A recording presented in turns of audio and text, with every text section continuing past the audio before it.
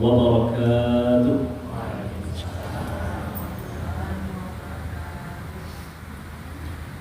Alhamdulillah Rabbil alamin wa bihi nasta'in ala umuri dunya waddin. Alhamdulillahilladzi arsala rasulahu bil huda wa dinil haqq liyudhhirahu 'ala ad-din kullihi walau karihal kafirun. Ashhadu an la ilaha illallah wahdahu la syarika lah wa ashhadu anna Muhammadan 'abduhu wa rasuluhu alladzi la nabiyya ba'dah. Allahumma shalli wa sallim ala sayyidina wa syafi'ina wa maulana Muhammad wa ala alihi wa ashabihi wa man tabi'ahum bi ihsanin ila yaumiddin, amma ba'd.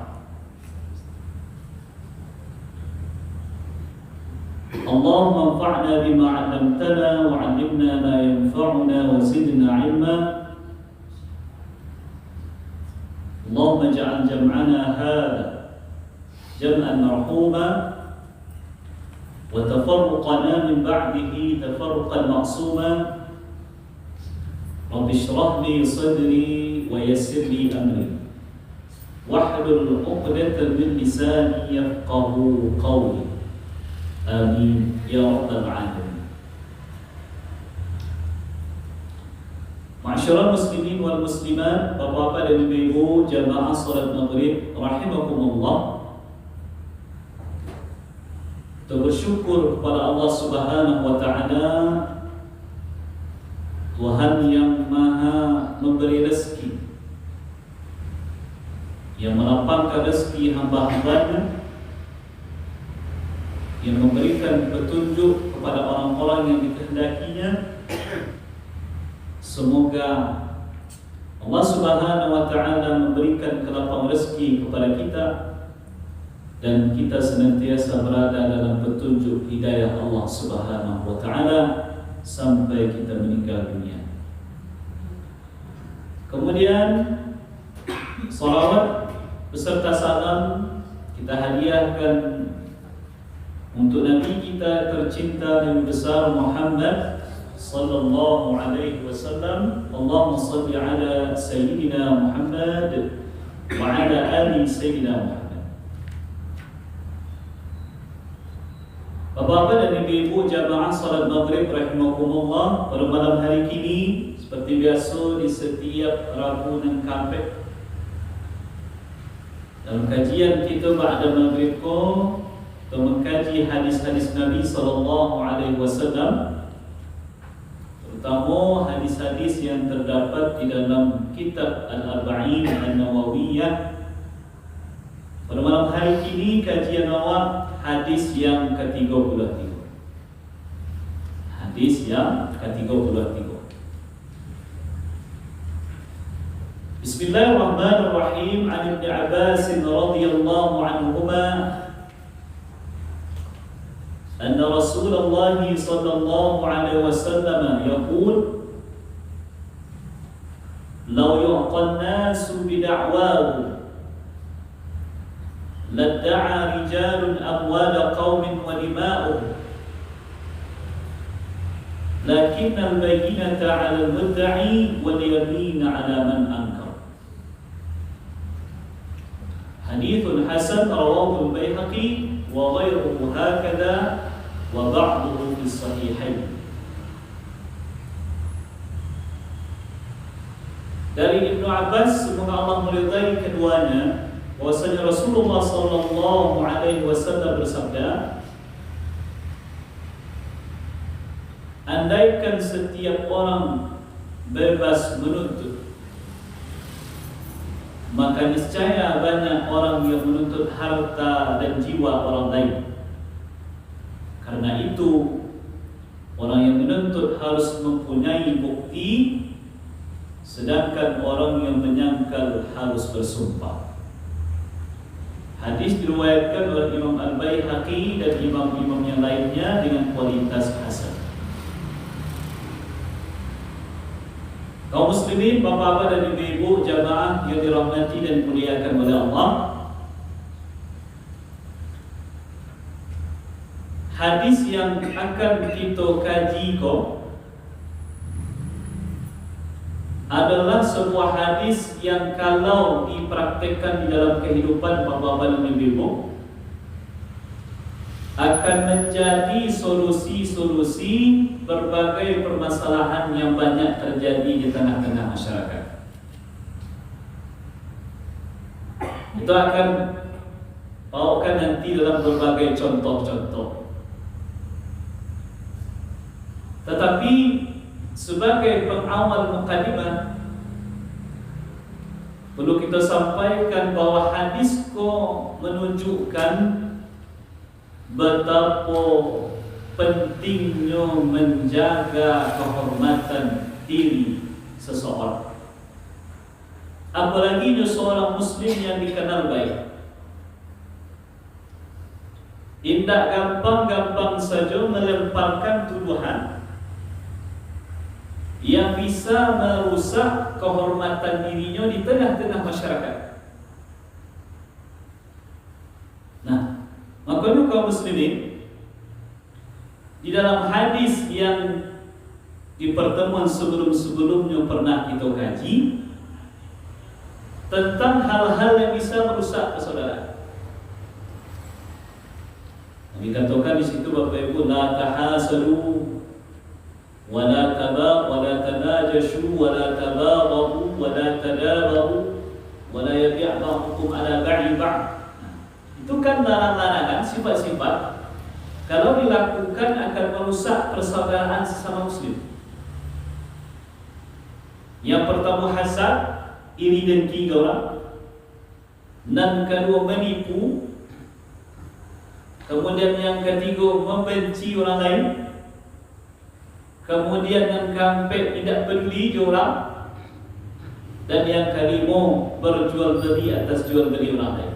Nah, itu kalau dilakukan akan bisa merusak persaudaraan. Nah, di penghujung hadis yang kita kaji di pertemuan sebelumnya itu, Nabi menyampaikan kullul muslim 'ala muslim haramun damuhu wa maluhu wa 'irduhu.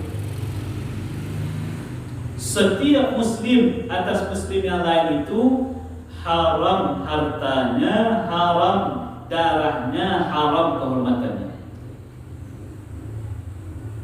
Apa artinya itu Bapak dan Ibu? Artinya adalah tidak sembarangan saja mengambil harta orang muslim kalau tidak ada alasan.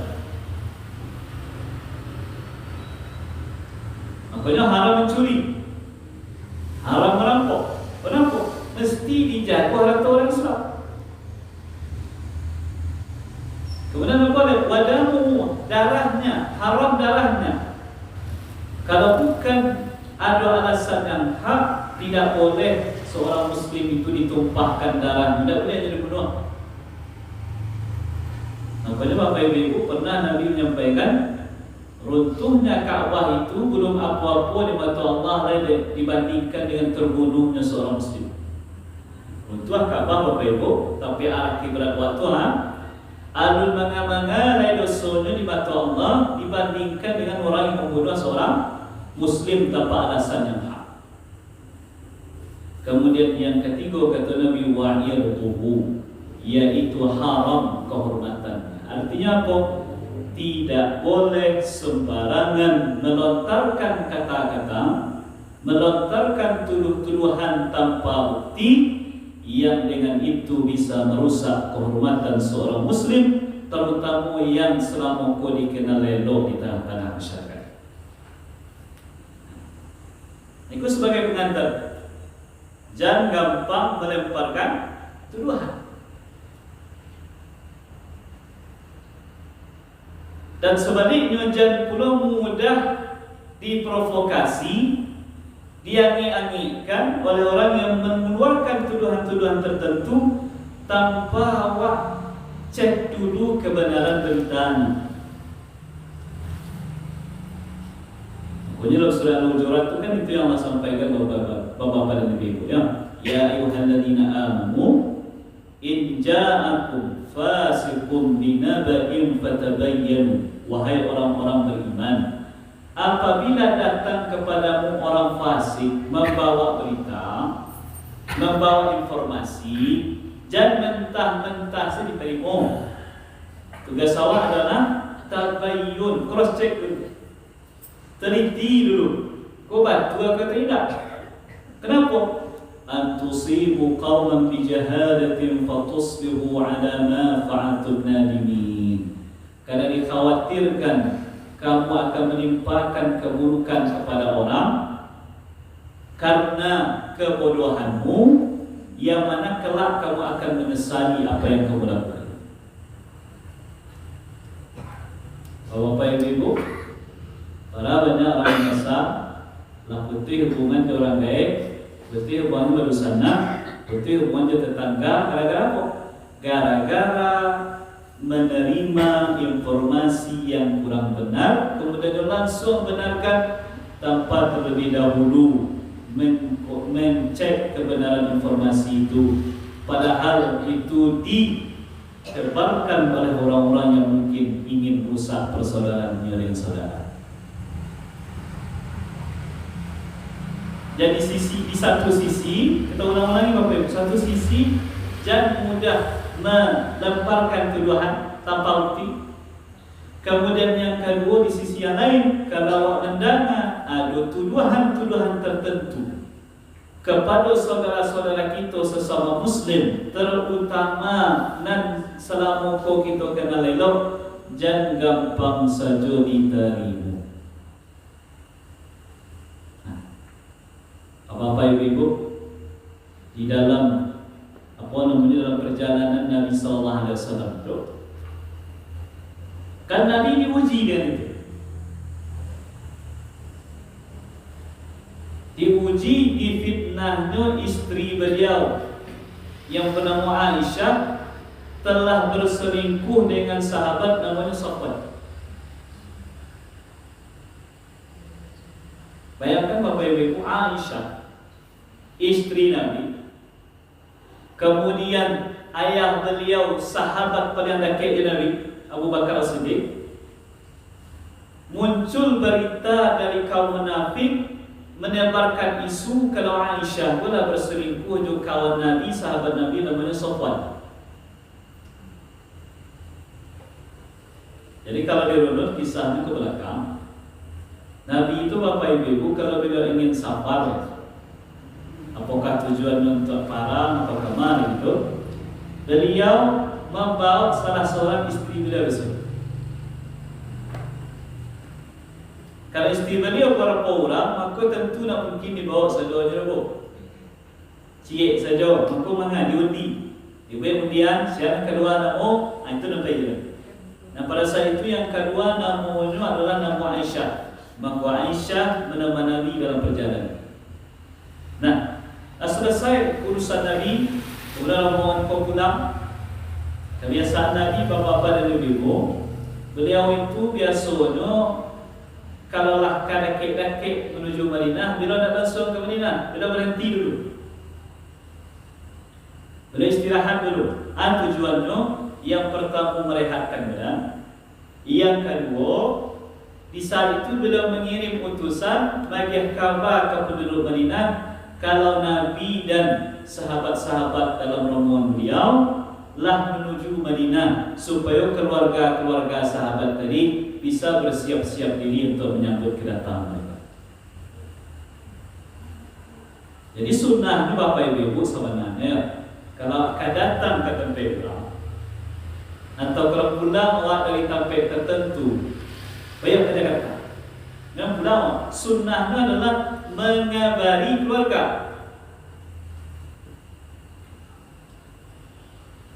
Jadi kajian-kajian itulah yang akhirnya membuat orang repot. Contohnya buah, awal nak teragak mana jo mungkin jo kawan di Padang ya, kawan akrab kok. Kemudian dipisahkan oleh kondisi tertentu, mungkin dapat kerja atau apa, akhirnya tinggal di Padang. Lah namun tak bersebut secara langsung. Nah, kebetulan awak ada urusan pulau ke Padang, baninya lah ingin singgah di rumah.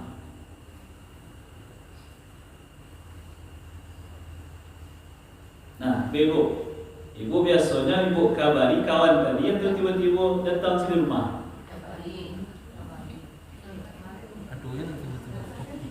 Kan orang kembali kok. Kalau kabari ustaz takut merepotkan ini, justru tak kabari itu repot orang. Ya nak? Rumahnya masih berserak-serak. Ikonya punya anak ketek, berserak, mainan, berserak, sampah segala macam. Nanti lahabi, gulu pun lahabi, tak ada gulu kopi di dapur. Kau tiba-tiba awak datang sekeluarga. Yang namanya orang bapa ibu kepada itu kawan awak, tentu bakal datang tamu ke rumah. Tentunya ingin menyambut dengan sambutan yang baik, ya kan? Yang ingin datang orang ke rumah itu dalam keadaan bersih, dalam keadaan rapi. Datang orang ke rumah itu minimal adalah kok indah ayat teh, kopi atau makan makanan ringan yang bisa dihidangkan. Kalau bisa dijamu makan siang, tentu rancak benar. Nah, orang datang tiba-tiba bapa ibu, rumah berserak dan makan minum tidak ada lebih, datang awak tiba-tiba, tambah merepotkan orang tu. Merepot jadi. Makanya memang sunnahnya kalau datang agak kau. Atau misalnya ada bagi kabar, kemudian awak tiba, orang kau kakak dua lo. Lah dola agendanya yang tak bisa lo tinggalkan cuma. Ibu dah jauh-jauh dari Bukit Tinggi. Ibu daripada awak tiba do ke pagi. Bah, kalau nyo layani awak tinggal urusannya. Kalau nyo layani awak tinggal urusannya. Kalau nyo paizan tinggal awak. Artinya akhirnya tak berkeenakan satu di antara dua tadi. Makanya kalau kedatang tu tolong kabari. Sehingga orang yang punya rumah bisa mempersiapkan diri dengan sebaik-baiknya. Jadi Nabi itu punya kebiasaan betul betul. Sebelum beliau sampai ke Madinah, beliau istirahat dulu. Agak berapa kilo dari Madinah, beliau kirim utusan. Utusanku mengabari ke penduduk Madinah, "Hoi penduduk Madinah, Nabi rombongan beliau dah hampir tiba di Madinah. Siap-siaplah kalian untuk menyambut Nabi dan keluarga kalian." Siap-siap. Nah, jadi di saat sampai istirahat bapak-bapak ibu, tentu Aisyah pun istirahat di situ. Dan orang dulu, orang Arab itu, kalau memboncengi perempuan, iwuntonya itu dibuat namanya tabayan kepada ibu Allah namun itu dalam bahasa Arab. Penutup atik tu. Jadi perempuan itu terlindungi dari panik, terlindungi dari hujan, terlindungi dari pandangan orang yang bukan mahram. Nah, jadi Aisyah bapak ibu pada waktu itu kerana remaja masih muda, ringan saya badannya. Bila kita ingin buang hajat. Nah, ketika selesai buang hajat, balik beliau ke tempat rombongan. Ternyata beliau rosok-rosok badan beliau, ternyata kandungan beliau hilang. Beliau punya kandungan hilang. Maka beliau baliklah ke tempat buang hajat tadi, cari-cari kandungan tanpa sepengetahuan rombongan. Nah, sahabat yang menuntun kendaraan untuk Aisyah pun menyangka Aisyah ada teh. Kenapa? Karena Aisyah keringan badannya bu. Sehingga menyangka sahabat ko Aisyah ada teh. Sehingga berjalanlah rombongan tadi tanpa tahu kalau Aisyah terpisah dari rombongan karena mencari kandungan beliau yang hilang. Nabi itu tidak tahu. Nah, pelajarannya bagi awak bapak ibu, kok awak dalam rombongan tertentu, kok ada keperluan, tolong aja tahu kawan. Ya kan? Tidak pandang lah. Mau pernah bawa jamaah umrah dulu bapak ibu 2007 balik. Jadi daripada perjalanan tur dulu ke Malaysia. Malaysia itu adalah Masjid Apola Lupo. Kalau Bapak Ibu payung umrah ke Malaysia pasti tahu masjid itu, tapi lawi masjidnya. Jadi ada satu apa-apa. Rombongan kan siap-siap tak payah. Nampak kamar. Kau dicari musaji salawin itu, maka disebarlah kami sebisa mungkin. Lambang menggula rasa kami yang membawa jemaah itu. Akhirnya Pak tiba-tiba, kemana Pak tadi? Para rukian sebenarnya Ustaz. Lapanya rombongan. Diadabnya kalau dalam suatu rombongan, kalau ada keperluan tertentu yang berbeda dari jadwal yang normal, tolong kita tahu salah satu dari anggota rombongan supaya orang tidak kacak-kacai mencari awak mensulam dengan kebutuhan awak dan keperluan. Jadi Aisyah ketinggalan rombongan, akhirnya cari-cari ke ruang beliau, dapat. Kemudian beliau balik ke tampek rombongan tadi, rombongan baik. Sehingga beliau tunggu di sini dengan harapan kok sadar Nabi atau rombongan sahabat kalau Aisyah pun ada dalam rombongan ada yang terjepit nanti. Dan Nabi dalam perjalanan itu Bapak Ibu beliau susun strategi. Salah satunya adalah dalam rombongan itu beliau tunjuk satu orang yang terpisah dari rombongan berada di belakang. Ini sulam. Terpisah dari rombongan. Maka tugas sulam tugasnya adalah kok dapat rombongan hanya mulai berjalan. Tujuannya kok ada barang-barang yang kecil hanya kamu ini. Kok ada orang-orang yang ketinggalan dari rombongan hanya akan menyertai mengawal. Nah, nama sahabat Safwan. Nah, kemudian Aisyah menunggu di situ, sulam, terusi. Kemudian Safwan datang. Safwan heran, kok siapa kau terusi? Kok tinggal sulam dicari kiranya Aisyah. Kecil Safwan, subhanallah, Aisyah sahabat Rasulullah. Aisyah lebih ikut siku. Itu saja kalimat Bapak Ibu, tak ada lain. Kemudian Safwan meminta Aisyah naik ke kendaraan. Safwan menuntun kendaraan, bukan memoncengan, menuntun. Dibaci tadinya Aisyah naik kete, Safwan yang menuntun kendaraan. Ibu di Madinah orang Kubalu. Dapat makanan empulah orang munafik Bapak Ibu. Ikut sasaran tembak Kak Muhammad. Ibu isu kalau Aisyah lah membuat serong jo seorang sahabat laki-laki namanya Safwan. Itulah namanya peristiwa ini Bapak Ibu, hadithul ifki, berita bohong. Sehingga yang baru tak ada lain, sehingga tersebarlah isu. Dan sayangnya sebahagian sahabat Nabi ada yang percaya pada berita itu. Percaya dan ikut menyebarkan. Yang namanya manusia, Bapak Ibu ya, sahabat Nabi itu bukan maksum. Ada yang percaya dan ikut menyebarkan. Kau bahayanya fitnah yang tidak, berita yang tidak diteliti dulu. Sehingga singkat cerita, akhirnya turunlah berita dari Allah Subhanahu Wa Taala menyatakan Aisyah bersih dari tuduhan-tuduhan itu, sehingga orang-orang yang terlibat dalam tuduhan-tuduhan tadi dihukum dicambuk 80 kali.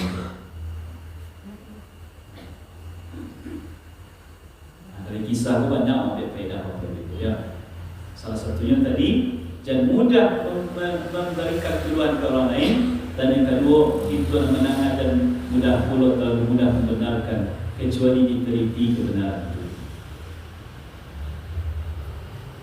Nah, makanya dalam hadis yang kita kaji kini Bapak Ibu yang kata Nabi sallallahu alaihi wasallam, kalau seandainya manusia itu ya, setiap orang bebas memberikan tuduhan-tuduhan, menuntut, mendakwa, maka setiap orang akan menuntut harta dan jiwa orang lain. Akan klaim, oh itu orang gaya ambo dulu tu milik ambo kini. Itu kan klaim namanya dakwan. Atau dalam masalah pembunuhan, nak membunuh ayahmu yang mati gua tu syanu Tuhan.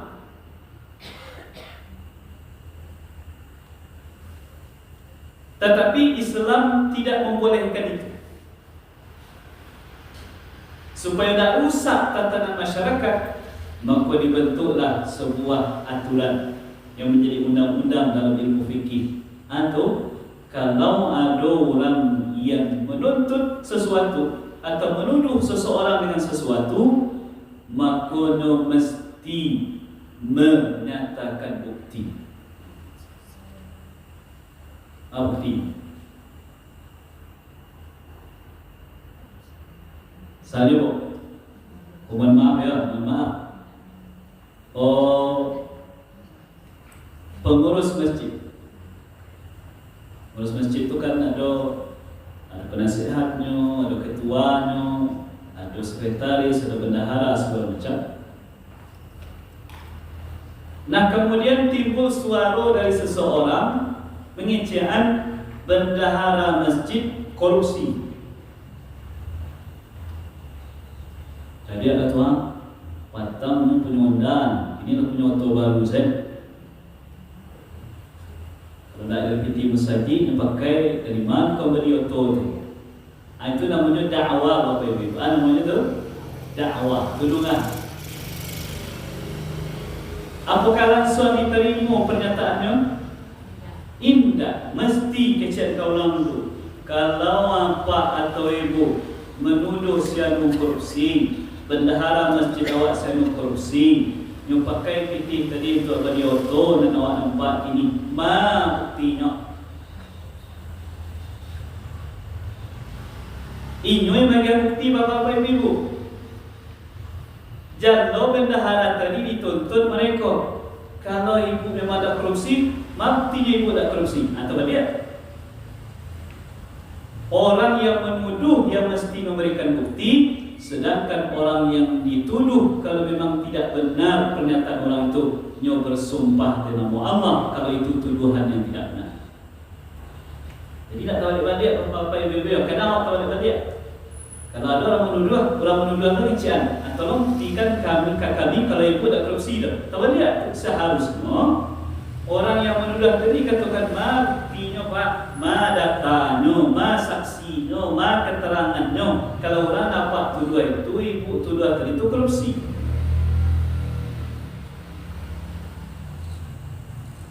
Dan ibu belakangan kini apa-apa ibu? Salah apa? Salah ijazah. Ijazah siap? Ijazah siap? Ya tak? Ijazah Presiden mana kamu? Itu kan tuduhan. Tuduhan artinya dakwaan. Kalau ada beberapa orang, dan orangnya bukan sembarangan, tokoh-tokoh penting itu, ilmuwan-ilmuwan bagaimana? Dosen bagaimana? Akademisi bagaimana? Yang memberikan dakwaan, memberikan pernyataan kalau ijazah Jokowi itu palsu. Berarti tugas orang yang membuat pernyataan itu tugasnya Bapak Ibu. Buktikan kalau ijazah palsu. Makanya kan itu yang heboh di berita. Pembuktian tadi dengan berbagai bentuknya lah. Pak Aujo nanti wallahu a'lam ya. Tak mayu bana apakah memang ijazah palsu atau asli kah? Tentu pengadilan nanti akan menentukan. Pengadilan pun tahu dia batu yang keluarnya atau tidak. Ya apa ini? Sedangkan menteri saja disulahkan presiden impor dulu. Impor no. Inyo itu sudah korupsi, tidak awal sampai setengah tahun. Dan orang menyuruh dia pengapalan. Siapa tu sekarang? Pengadilan.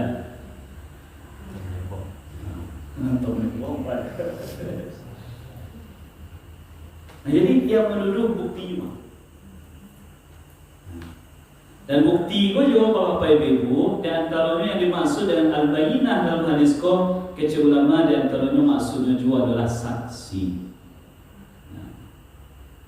Kalau adalah sebuah peristiwa-peristiwa tertentu, maka untuk pembuktiannya mesti ada saksi. Ada orang menuduh sianu berzina, tekan tuduhan tu. Maka tanya orangnya, dalam syariat Islam, kalau ada orang yang menuduh berzina seseorang, tanya orangnya, ma saksinya? Bara saksi diminta ampe ulang dan mencari secara langsung terjadinya perzinahan itu. Jadi tidak mudah-mudah menuduh orang berzina. Kalau seorang saya yang mengatakan ambo mencari jemato kepala ambo sendiri, kecik hakim mana nanti golai dan lain mencari tidak ada ambo seorang sana. Nampak kena dihukum cambuk pembelaan.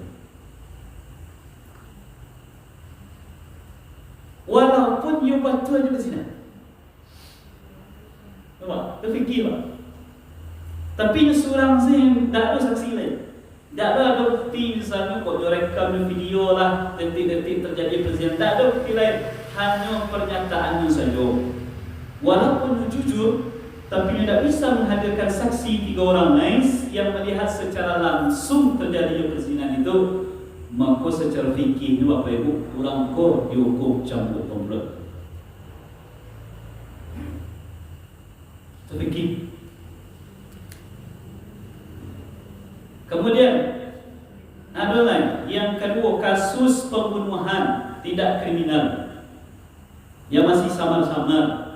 Tiba-tiba ada orang mengatakan sianu dan membunuh sianu itu.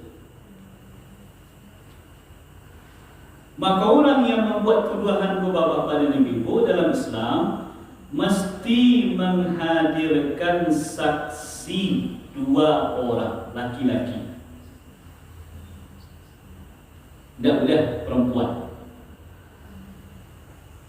Mesti 2 orang laki-laki saksi. Selain ini, kalau memang apa namanya, misalnya mengeluarkan tuduhan sianu membunuh, sianu minum khamar, sianu mencuri, engkau kan tuduhan-tuduhan kalau terbukti itu hukumannya tidak main-main.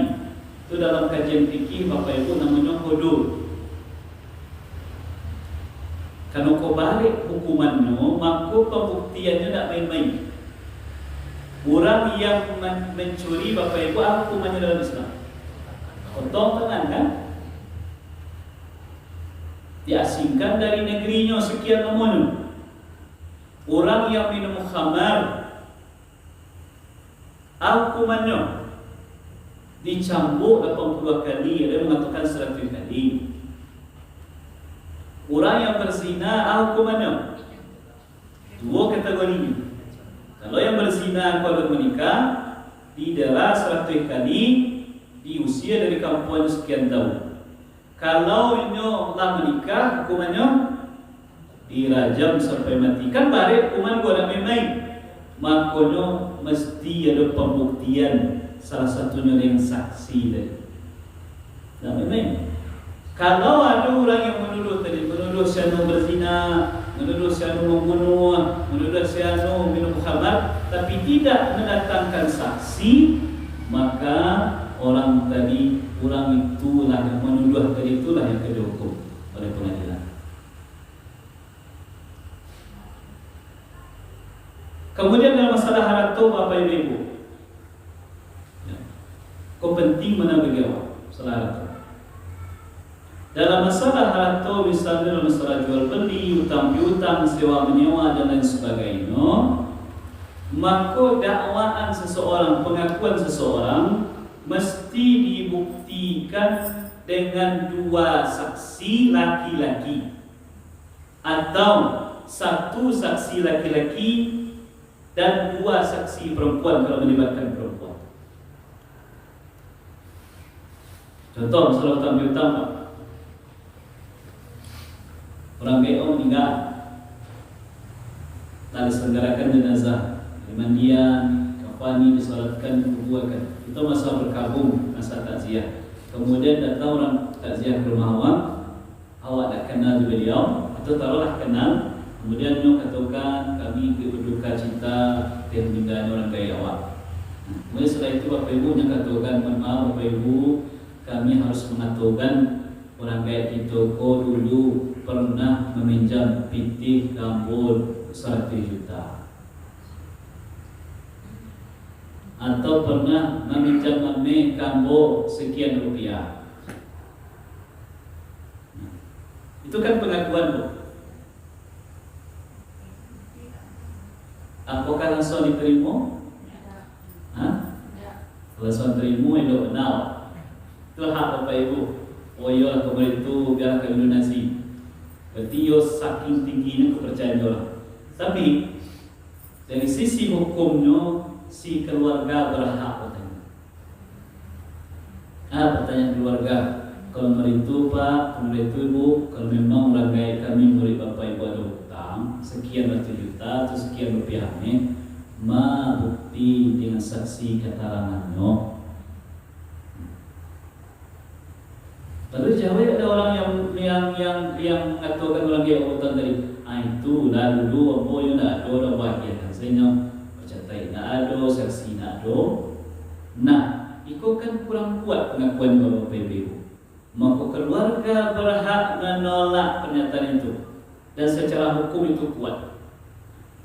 Jadi walaupun kali tuntut ke pengadilan oleh kurang loh, kalau Bapak Ibu memang nyatu dulunya memang pinjamkan 1 juta ke orang kaya atau sekian rupiah naik ke orang kaya, tapi awak tak terima kalau tak ada saksi, kalau tak ada tulisannya, keterangannya, dia bawa ke pengadilan, pengadilan tak akan menerima. Kenapa? Pengadilan minta timah saksi mah. Makanya disyariatkannya menulis hutang piutang itu untuk menjaga kedua belah pihak, menjaga orang yang mempiutangi supaya haknya dibayarkan, menjaga orang yang berhutang kok nyampang hutangnya oleh lunas supaya Bapak Ibu ada keluarga yang akan membayarkan setelah itu, sehingga tidak terkatung-katung rohnya disebabkan hutang yang dimiliki. Jadi bapak-bapak ibu-ibu yang walaupun kau agak pahit-pahit gitu, kau ada punya hutang, dan ada tercatat. Kue kita tercatat. Kuatkan dengan saksi. Kalau ada saksi 2 orang laki-laki atau seorang laki-laki atau 1 orang laki-laki dan 2 orang perempuan. Tak boleh seorang perempuan saja. Tidak boleh 2 orang perempuan saja. Kalau ingin melibatkan perempuan, kalau Quran Bapak Ibu, perempuan 2, 1 laki-laki. Atau kalau laki-laki, kan 2 saja cukup. Boleh kalau laki-laki. Bukan tulisan tangan, atau dengan ketiga. Apalagi inilah punya HP segala macam bisa dokumentasikan menjadi barang bukti kalau seseorang sedang melakukan transaksi hutang piutang.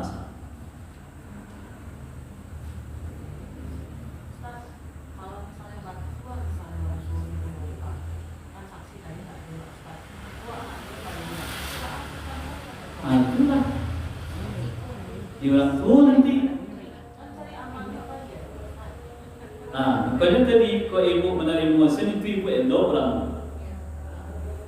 Oh kalau itu kau ibu menerima hutang orang tua kami, ya selalu pernah ada saksi keterangannya demi masalah orang tua kami bayar. Kok kalau itu mana orang itu urusannya juga Allah. Berarti yang mana?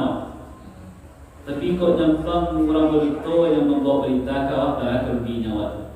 Jadi kan bodohnya punya risiko. Makanya Islam mengatur serapi mungkin.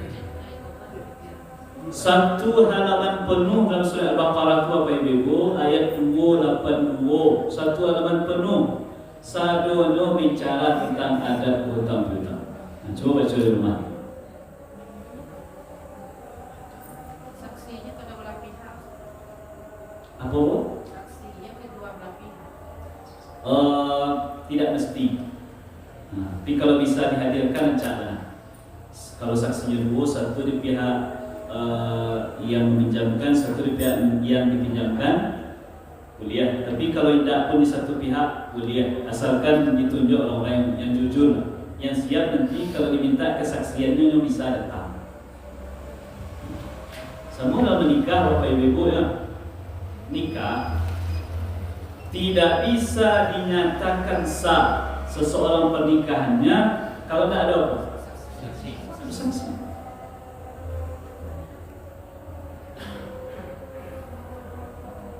Nampaknya nikah siri itu sah atau tidak? Hah? Nikah siri sah atau tidak? Kalau ada saksi. Ada yang sah, ada yang tidak. Kalau ada saksinya tidak. Nikah siri, secara agama ya, bukan secara hukum negara. Kalau hukum negara lain ceritanya. Secara agama nikah siri itu bisa sah, bisa tidak. Bila jadi katakan sah, ketika syarat-syaratnya terpenuhi, cie sekurangnya, dia tidak dicatatkan di KUA. Secara administrasi negaranya tidak tercatat, ya. Tapi secara syariatnya ada maharnya, ada pihak pengantin laki-laki perempuannya, ada saksinya, itu sah.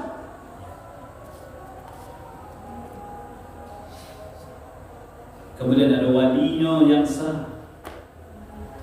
Tapi kadang prakteknya, kadang nikah siri ke bapak-bapak ibu. Kenapa orang nikah siri?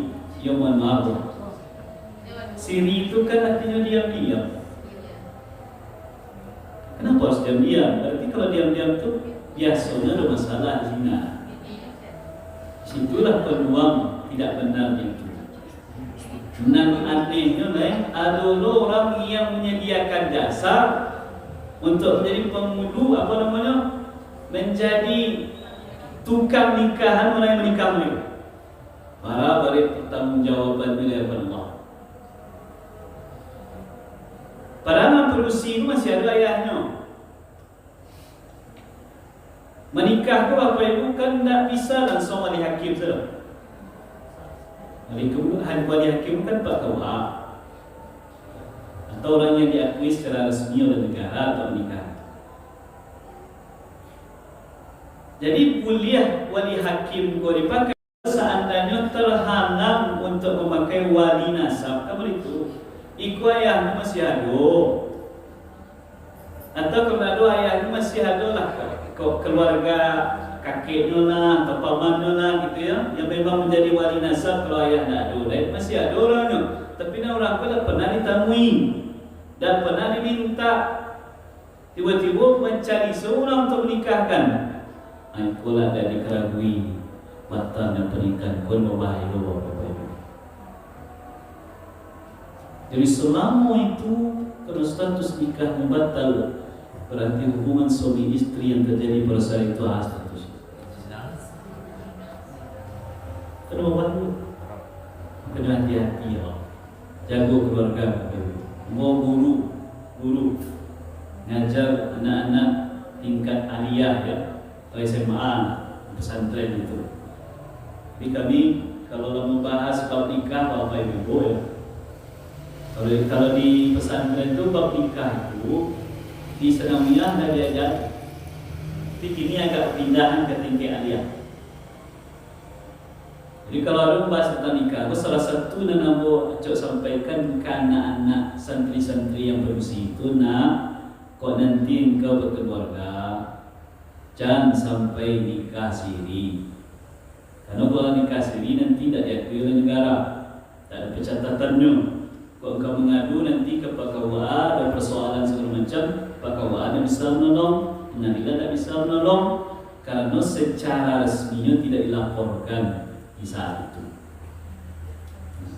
Jadi mesti ada saksi. Nikah mesti ada saksi, bukan? Yang ketika akad tadi dilangsungkan, bertanyalah yang menikahkan ke saksi tadi. Sah. Barulah ketok palu kalau nikah yang dilakukan bersama itu telah sah. Nah, Bapak dan Ibu, orang yang menuduh maka tugasnya apa? Pembuktian. Apakah pembuktian secara data atau secara saksi? Kemudian wal yaminu ala man ankara. Sedangkan orang yang dituduh, jadi dituduh diam, dituduh berzina, dituduh minum khamar, dituduh mengambil harta orang segala macam, dan nyo mengingkari apa yang dituduh ke dirinya, maka tugasnya adalah bersumpah. Nyongket tangan. Wallahi, billahi, tallahi, aku bersumpah atas nama Allah, bahwasanya hamba tidak melakukan seperti apa yang dituduhkan. Kalau seandainya hamba melakukan, aku siap dilaknat oleh Allah dunia dan akhirat. Nah, Bapak-bapak dan Ibu, lalu apakah sumpahku serta merta bisa membatalkan dakwah? Tidak. Makanya dia aku dan dua ke Bapak-bapak dan Ibu. Mana kue?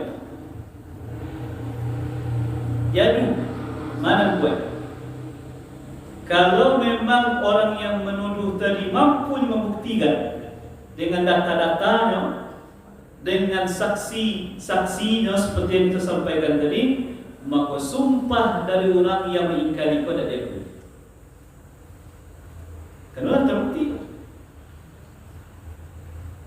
Tapi kalau seandainya orang yang menuduh tadi tidak memberikan bukti, tidak bersaksi berketerangan, maka yang diambil oleh pengadilan atau yang memutuskan hukum adalah orang pengingkaran, orang yang mengingkari tadi dengan sumpah.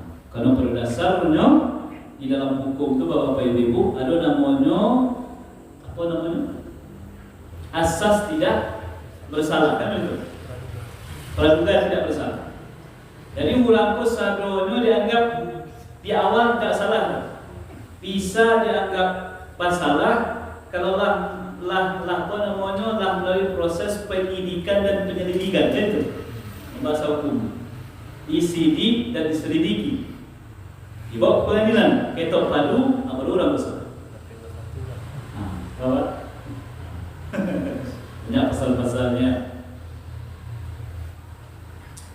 Nah, makanya Bapak Ibu dari awal kami sampaikan, kalau hadis ko wak pahami dengan benar, kemudian dilaksanakan dalam kehidupan awak, maka akan banyak persoalan-persoalan di tengah-tengah masyarakat yang bisa terselesaikan dan ikut menjadi solusi. Nah, kalau no waktu isya itu masuk, itulah mungkin yang bisa kami sampaikan dan kita kaji pada malam hari ini. Hadis yang ke-33 dari hadis Arba'in An-Nawawiyah. Mohon maaf atas segala kekurangan. Terima kasih atas perhatian dan kehadiran kita bersama. Jazakumullahu khairan wa barakallahu fikum.